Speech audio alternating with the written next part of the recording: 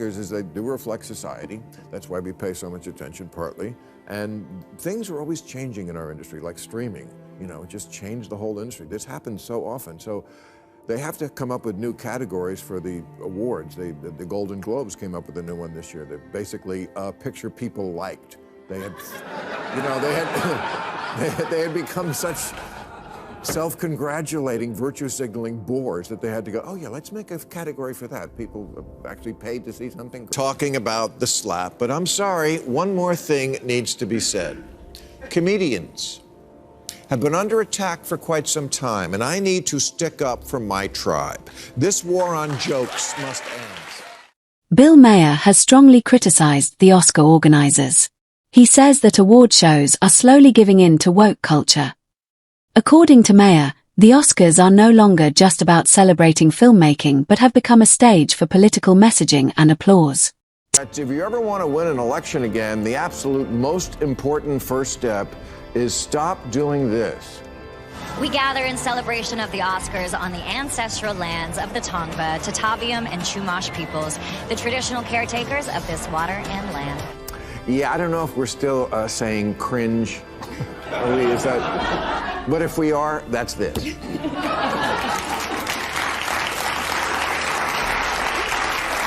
I've said it before, I'll say it again. Either give the land back or shut the up.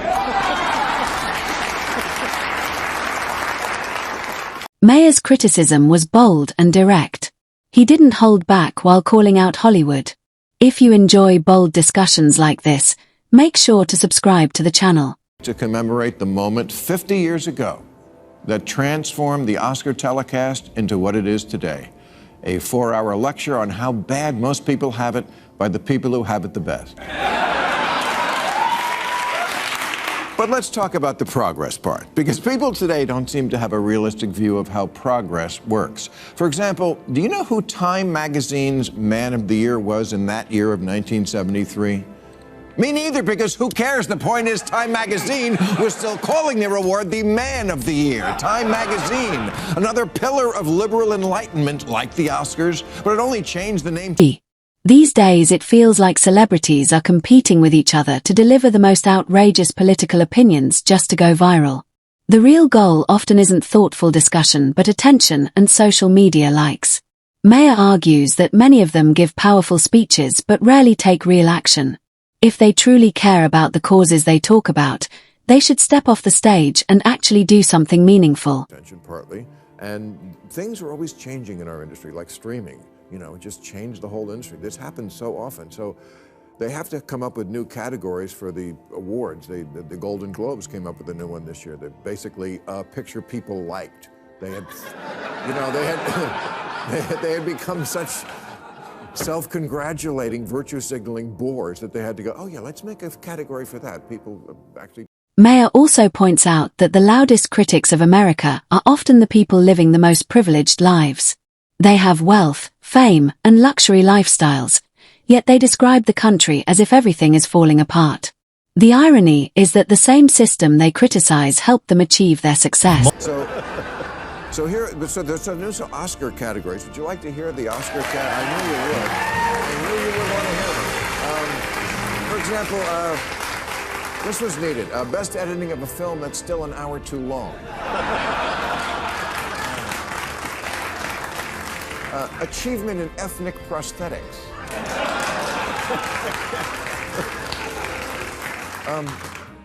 Best achievement in replacing an actor who tweeted something offensive. Maher then turns his criticism toward the Oscar Academy. He believes the organizers are introducing new rules and award categories mainly to satisfy woke critics. Because of this, the original focus of the Oscars, storytelling, acting, and directing, has started to fade. As a result, audience interest is dropping and ratings continue to fall. And I need to stick up for my tribe. This war on jokes must end. So tonight, let's Zapruder film this thing once and for all and explain jokes. Maher jokes that if this trend continues, the Oscars will start to feel like satire. In his view, the awards are becoming more about symbolism and optics than real filmmaking excellence. If things keep going this way, he jokes that they might even start giving awards for the most viral political speech. Rock came out to present a boring award and first did what he is supposed to do, get some laughs doing what we comics call crowd work. Denzel and Javier Bardem each got spritzed. And then Chris made what in the business is known as a "some shit is like some other shit" joke.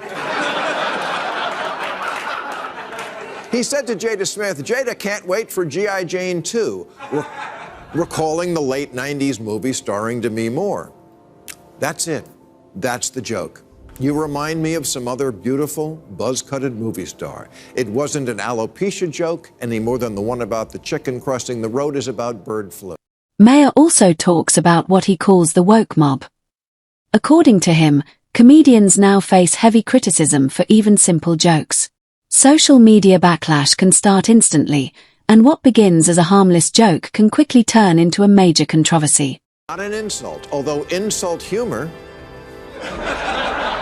is also a staple of comedy. And in fact, an example of insulting someone's looks was on display that night when Regina Hall said, "We've been dealing with COVID for 2 years. It's been really hard on people." And Amy Schumer said, "Yeah, just look at Timothée Chalamet," and they cut to J.K. Simmons.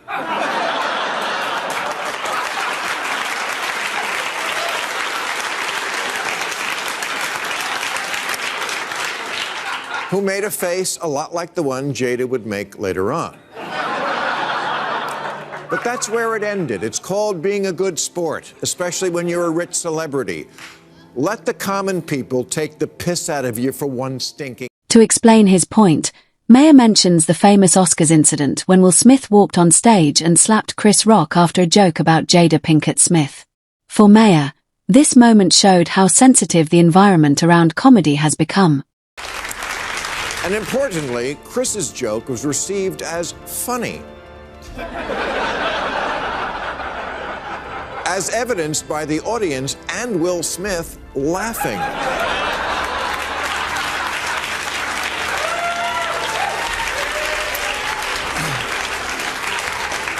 And this is the moment where we got to see a live-action, real-time encapsulation of how cancel culture works.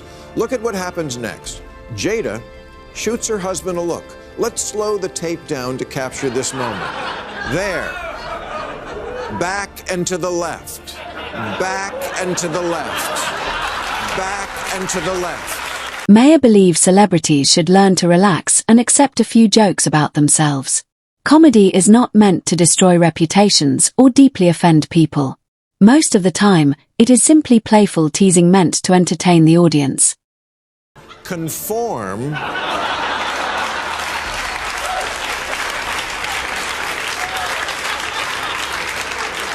to a different view. And he's the one who's being manly? I've seen the same syndrome happen in comedy clubs. Woke hecklers who literally have to wait for the laughter to die down before they yell, "That's not funny." He also explains how the online outrage cycle works. First, a joke is made and people in the room laugh. Then the clip spreads on social media, where people who were not even present begin analyzing it and declaring it offensive. Soon the joke turns into a controversy. 11. In the end, Maher's main message is that comedy, culture, and common sense are slowly being pushed aside by an environment that rewards outrage more than honesty. This pressure makes comedians and entertainers more cautious and takes away the freedom that once made entertainment fun. 12. And with that, we come to the end of today's video. If you enjoyed it, don't forget to like the video and subscribe to the channel for more content like this. Thanks for watching, and see you in the next video.